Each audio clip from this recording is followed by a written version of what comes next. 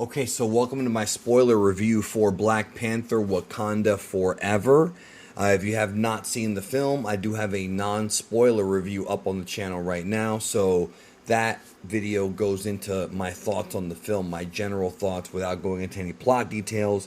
This one will go into plot details. So, letting you know now, click off the video if you haven't seen the film and you're going to go see it soon. First of all, I just found out this morning that Kevin Conroy, the voice of Batman from Batman the Animated Series, has passed away. And that's kind of a bummer because, I can speak for a lot of people. I would say the majority of Batman fans, that Batman the Animated Series is like that's like their definitive Batman for a lot of people. That was a huge show for my childhood. Huge show.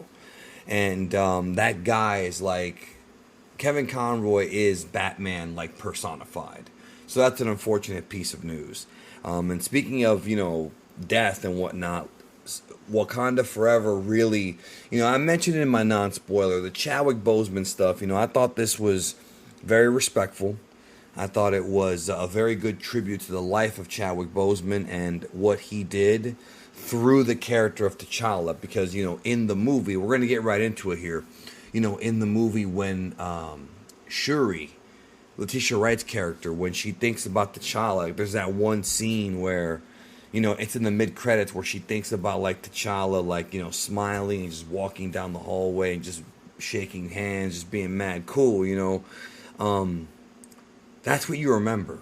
It was so real because those are the things that you remember when somebody passes away that you care about.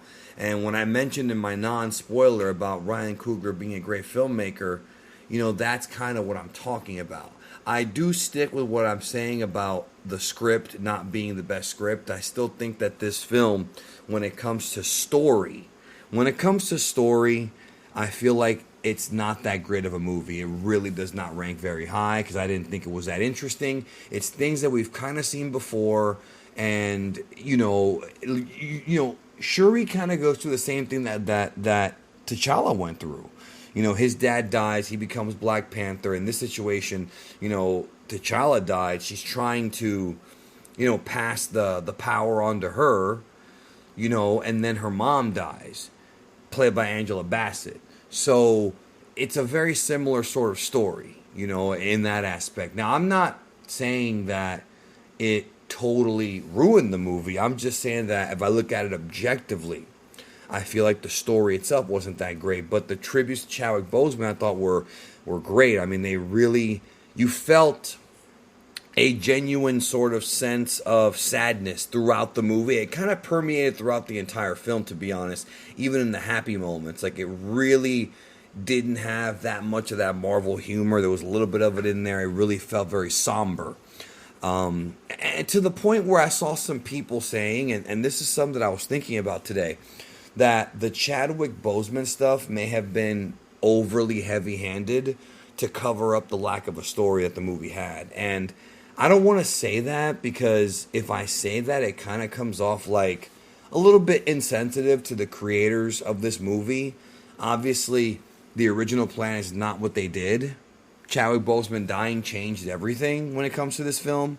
But there's no question that the movie certainly, beginning, middle, and end, reminds you of Chadwick Boseman. And even though Shuri takes over as Black Panther, even though she's the new Black Panther, it still sort of recoils back to him. And I did think that the mid-credit scene with his son being revealed was a beautiful, beautiful ending. T'Challa 2, Toussaint, or Toussaint, I think. I couldn't pronounce it. That was a beautiful way of ending it. A great sort of capstone to the Black Panther character. And there was tons of footage too. And I did hear the rumor about Michael B. Jordan playing Killmonger, and he was there, and I really enjoyed his scenes. I think this movie was missing that. I think that what made the first Black Panther such a great movie, if I'm being honest, is Lupita, who was not in this movie as much as she was in that one, and Michael B. Jordan.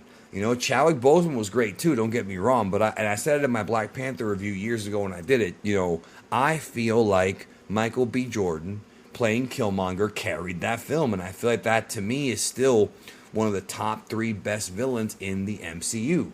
That dude brought a new level of character to the universe, and I think this movie was kind of missing that. I honestly feel like it was. I will say that I do feel like what they did was the right thing to do. I think having the Black Panther get killed in the film, like T'Challa get killed, or having some kind of body double or something like what they did with Bruce Lee in Game of Death or whatever, I don't think that's the right move. I don't think that was the right move. I think what they did here makes sense. They killed him off screen. I remember when Rise of Skywalker was coming out, that was the big question. There was even a rumor that Meryl Streep was going to come in to play Princess Leia. That didn't happen, thankfully.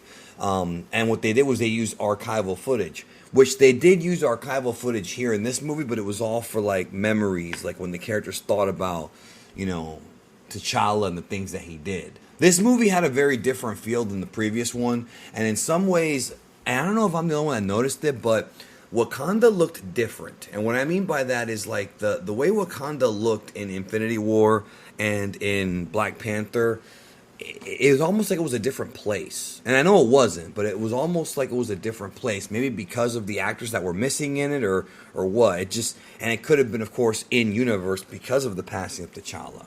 But I felt like it almost in some ways felt more like a Marvel TV show in some instances than an actual big movie. The big fight at the end with the Wakandans and the people from beneath the ocean, the Talokan. I can never say these things. I'm not used to it. It was fine, but I didn't think it was that great. I didn't think compared to the first film. I mentioned that in the non-spoiler, and I feel the same way about that. I do think that Tena Huerta Mejia did a pretty good job, but his take on Namor was definitely... Namor. What's wrong with me today? Maybe the Kevin Conroy thing messed me up. I'm sorry. Namor. His take on Namor was definitely different than the one that we have seen in the comics, or the one that I've seen in the comics, but they, of course, set it up so that he can eventually become a good guy and work over as a good guy in the future. Because he's not a bad guy in the comics, at least not originally. They introduced Riri Williams in this movie, who is going to go on to play Ironheart. And I did like her Iron Man suit. It looked a little bit more like something out of Dragon Ball, like a battle jacket or something like that. It did look pretty cool, and it was cool to see like an Iron Man suit back in the MCU. Because when you think about it, man, outside of like maybe the alternate universe Ultrons from Doctor Strange 2, when is the last time that we saw an Iron Man suit in Marvel? Like, it's been a while, right?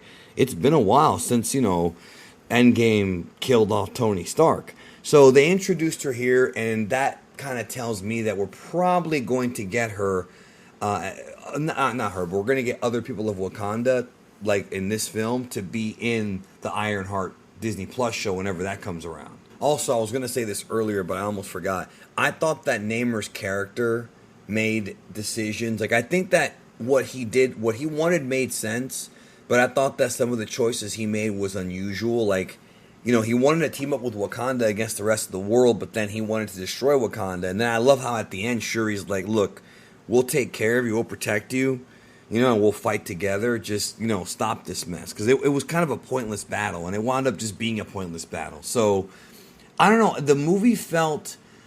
Look, I'm not saying this is the case here. My opinion, from seeing the movie, and I've only seen it once, and the feelings I got from it, the movie almost felt like it was stitched together last minute. Not to say that it was, or that the whole movie felt that way, but this movie feels a bit inconsequential. Like, we know that T'Challa's dead, and that was important, and we know that there's Ironheart, and we know that now Shuri's the Black Panther, but it still sort of felt like a movie that was basically sort of like chopped together last minute. Like, it felt like things were missing from it, you know, and I don't know why I had that feeling. Maybe I had bigger expectations than I actually got. You know, I've never really felt this way about a movie before.